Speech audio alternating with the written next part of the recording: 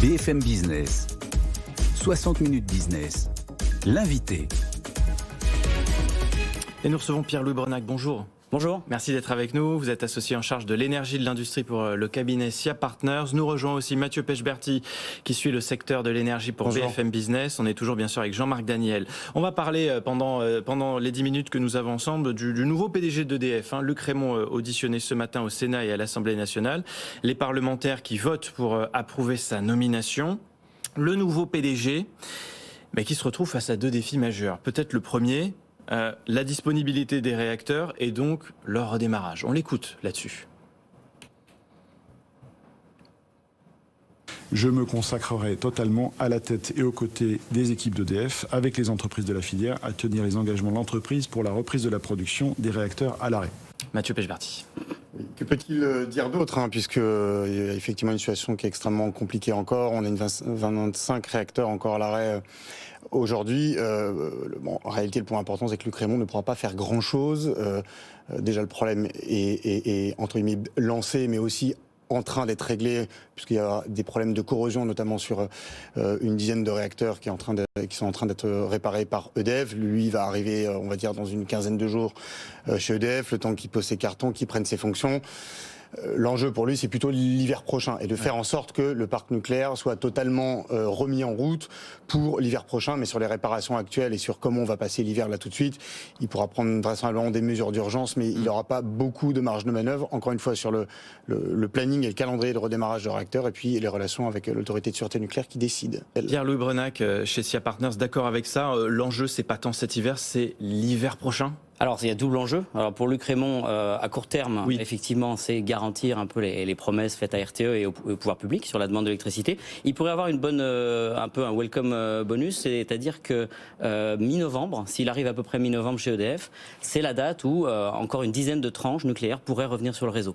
Donc, et puis il y en aura encore d'autres en décembre et en janvier, en février. Donc, c'est sûr que, comme vous disiez, il ne peut pas y faire grand-chose. Par contre, ça serait un bon point de départ. Là, les objectifs à court terme, est-ce qu'ils sont trop ambitieux? Luc Rémont disait il y a quelques jours, mon objectif, donc, c'est de tenir la demande exprimée par RTE d'une production nucléaire comprise entre 38 et 40 gigawatts au 1er décembre, puis 45 à 50 gigawatts au 1er janvier 2023. Oui, voilà, tout à fait. Donc là, de toute façon, l'année 2022, ce sera une année très mauvaise. EDF va perdre de l'argent en clôture de l'année au 31 décembre. Donc, on passe l'hiver dans de conditions acceptables, quitte à faire quelques imports des pays voisins. Et puis ensuite, on prépare quelque chose de solide pour les années à venir. De toute façon, EDF n'a pas prévu de redevenir rentable immédiatement. On parle de 2023-2024 pour un retour à la normale sur les réacteurs nucléaires. Jean-Marc Daniel. Oui, moi, ce qui me frappe, c'est qu'il soit auditionné en ce moment par l'Assemblée nationale. C'est-à-dire que si j'ai un conseil à lui donner, c'est de marquer son territoire très vite. C'est incroyable le nombre de gens qui veulent être PDG d'EDF à la place du PDG d'EDF. Donc, il y a le Parlement qui l'auditionne, il y a l'autorité de sûreté nucléaire qui lui dit ce qu'il faut faire et ne pas faire, il y a le ministre de l'Industrie, il y a l'autorité, la CRE, qui se mêle de tout ce qu'il fait. Donc, je crois qu'un de ses premiers enjeux, c'est d'affirmer que c'est vraiment lui le chef. Un des problèmes, je crois, de Jean-Bernard Lévy, c'est qu'il s'est heurté en permanence à tout un tas de gens qui se mêlaient de ce qu'il voulait faire, des décisions qu'il voulait prendre, et il s'est trouvé dans une situation qui était inextricable. Donc le véritable problème maintenant, surtout si on renationalise, c'est ce que j'allais vous dire. L'autorité, c'est le PDG, il a une mission, et qu'on le laisse vivre. Mais je crois que c'est son véritable enjeu, indépendamment des résultats, parce que les Français, eux, le jugeront sur le fait de savoir s'il y a de l'électricité ou si on coupe le courant au mois de décembre en pleine période de froid. Mathieu Pechberti, justement, c'est pas là toute la difficulté après cette renationalisation pour Luc Rémont de prendre les commandes? Ça va être difficile, mais il y a effectivement un sujet de leadership, comme vous venez de le dire, par rapport notamment à l'État français et au fait que Luc Rémont arrive avec une feuille de route qui est très claire. Il y a des problèmes à régler, il y a surtout un nouveau parc nucléaire à lancer. Et donc lui, il va devoir essayer de trouver le chemin, une filière nucléaire qui est en train d'être relancée, mais qui n'est pas encore relancée. Donc oui, pour lui, ça va être ce vrai défi-là, ça va être de prendre en main cette boîte, qui est quand même une boîte pas du tout comme les autres, et qui le sera encore moins, parce qu'elle sera complètement public. Donc, ce sera comme la SNCF, et donc avec des relations avec l'État français qui vont être encore plus difficiles qu'elles ne l'étaient, évidemment avec le ministère de l'économie, mais aussi avec les liés. Donc, il va devoir imposer ses vues lorsqu'il aura une idée de ce qu'il veut faire. Il a annoncé ce matin qu'il présenterait une feuille de route pour EDF au printemps prochain. Donc, ça sera forcément un plan stratégique, à horizon 2030, etc. Bon, mais en réalité, quelles vont être ces marges de manœuvre? Ça va surtout être des marges de manœuvre financières. Encore une fois, le projet industriel, on le connaît, il est là. Relancer un parc nucléaire, il faut trouver comment le financer. Ça passe par une régulation des prix et donc à discuter avec Bruxelles. Il va plutôt, à mon sens, être une sorte de chef d'orchestre du secteur énergétique français qu'un patron qui aura les pleins pouvoirs. Il a parlé aussi de l'Allemagne, Luc Rémont, ce matin devant les sénateurs. Ça tombe bien, aujourd'hui, Olaf Scholz est à Paris. Il déjeune avec Emmanuel Macron à l'Elysée. Pour Luc Rémont, il est nécessaire, indispensable de travailler avec les Allemands. Écoutez-le. Nous devons construire un nouveau consensus énergétique avec l'Allemagne. Il y a des divergences, elles sont claires. Mais c'est vraiment très important pour l'avenir du marché électrique européen que ces divergences soient exprimées, aplanies, pour que nous arrivions à créer un nouveau consensus européen sur l'électricité notamment, mais sur l'énergie plus généralement. Il faut que le couple franco-allemand se rabiboche. Oui, alors c'est certain, le marché, le sourcing électrique des deux côtés du Rhin est extrêmement différent. Donc vous avez beaucoup de gaz et même de la lignite, enfin, du charbon en Allemagne, à profusion. Et puis bon, ils ont accepté de prolonger quelques centrales là sur la fin, mais pas pour l'année suivante. Tandis qu'en France, on continue donc avec un parc nucléaire de très haute qualité et assez rapidement qui va redevenir fiable. Donc là, c'est quand même très différent et ça signifie quand même que nos intérêts ne sont pas les mêmes. Donc les intérêts de l'Allemagne vis-à-vis des problème. Oui, c'est-à-dire que en fait, par exemple sur le nouveau marché de l'électricité qui pourrait s'organiser dans les années à venir, et la présidente de la Commission européenne en a parlé. Ça va prendre 6-9 mois avant d'émerger, mais le nouveau modèle va devoir prendre en compte des attentes très différentes. Avec par exemple des Allemands qui sont très opposés à mettre un cap sur le prix du gaz qui sert à faire fonctionner des turbines. Or ça c'est celles qui sont en Allemagne. Oui. En France, l'Union européenne n'est pas non plus très à l'aise avec l'AREN. Donc tout ça, ça veut dire quand même de trouver quelque chose qui fait un compromis. Donc c'est le couple franco-allemand, mais enfin c'est aussi un modèle de marché qui va remplacer finalement le modèle d'il y a une vingtaine d'années, qui était un modèle britannique en fait, qui nous a été. On parlait de la disponibilité des réacteurs, c'est le premier enjeu là pour Luc Rémont, redémarrer tout ça. Puis il y a la préparation des chantiers. On commençait à le dire avec vous, qui doivent donc démarrer fin 2027. Mathieu Pechberti, tout l'enjeu, ça va être aussi de réussir à se mettre d'accord sur la régulation des prix. Et ça, c'est un sujet politique.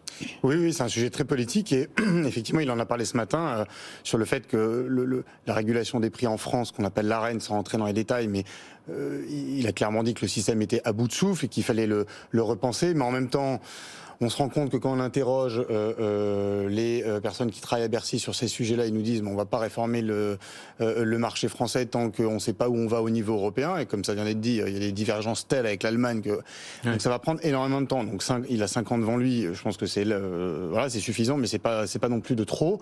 Mais il va y avoir c'est une double régulation qu'il va falloir mettre en place. D'abord au niveau européen, on vient d'en parler avec le couple franco-allemand, et puis en France. Le gouvernement et donc Luc Rémont aujourd'hui qui vient d'être nommé veulent imposer en Europe une sorte d'exception énergétique française avec une régulation complètement à part, complètement corrélée au système nucléaire français. Et puis il en a parlé avec des prix de très long terme qui prennent en compte non seulement la construction des réacteurs, leur entretien, leur maintenance, leur démantèlement, les déchets. Bon, ça n'a rien à voir avec la régulation qu'on a aujourd'hui. Jean-Marc Daniel, un cadre européen pour réguler le parc nucléaire ? Oui, je crois qu'il y a deux choses à faire dans cette situation. La première, c'est de ne pas avoir une vision trop théorique de la concurrence, d'avoir une vision un peu pratique de la concurrence. La concurrence, c'est des entreprises qui prennent des décisions, c'est pas uniquement des équations. Et la deuxième, c'est que la France, elle essaie de jouer avec le nucléaire, non seulement sur l'aspect industriel, mais aussi sur l'aspect écologique. Et donc là aussi, il faut que la France tienne un discours, à mon avis, qui soit un discours un peu plus affirmé, un peu plus cohérent. Est-ce qu'on considère qu'on fait du nucléaire parce que c'est un moyen d'échapper au pétrole, est-ce que c'est un moyen d'échapper à la dépendance vis-à-vis du gaz russe, ou est-ce qu'on fait ça parce que c'est dans un projet plus global d'avoir de l'électricité verte? Et à ce moment-là, le nucléaire, c'est une composante, mais ça ne doit pas être une seule composante, c'est-à-dire toutes les énergies renouvelables sont logées à la même enseigne. Et je pense que l'ambiguïté de la France dans ses positions vis-à-vis de Bruxelles fait qu'on n'arrive pas véritablement à un résultat assez concret. D'un mot, Pierre-Louis Brenac, l'objectif du nouveau patron d'EDF, c'est aussi de revenir à un excédent d'exploitation dès l'année prochaine. Ça, c'est pas trop ambitieux? Alors, c'est ambitieux, bien sûr, mais c'est ce qu'on attend. Alors, sur l'année précédente, 2021, EDF était dans le positif, avec un résultat net assez solide.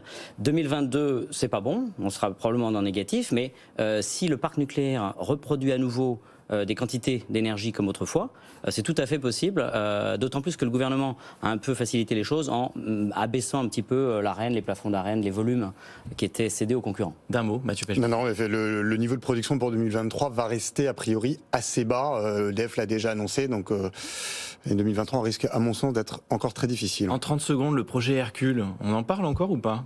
Oui, on en parle puisque le projet Hercule, vous savez, c'est ce qui consistait à ce que EDF soit, on va dire, réorganisé en profondeur, presque découpé, en tout cas avec un périmètre revu, en échange d'une régulation et donc de prix plus élevés, pour être clair.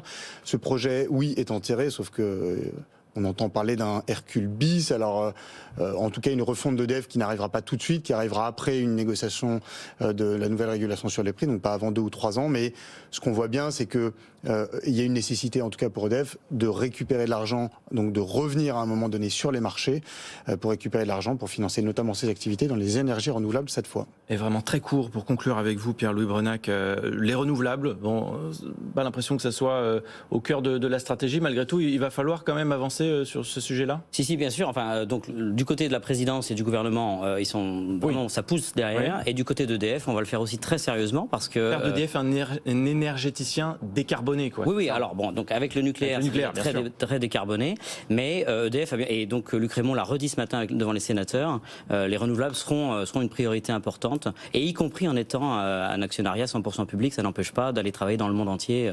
Comme d'autres concurrents le font déjà. Merci beaucoup pour votre décryptage. Pierre-Louis Brenac, associé en charge de l'énergie pour le cabinet SIA Partners. Mathieu Pechberti qui était avec nous. Et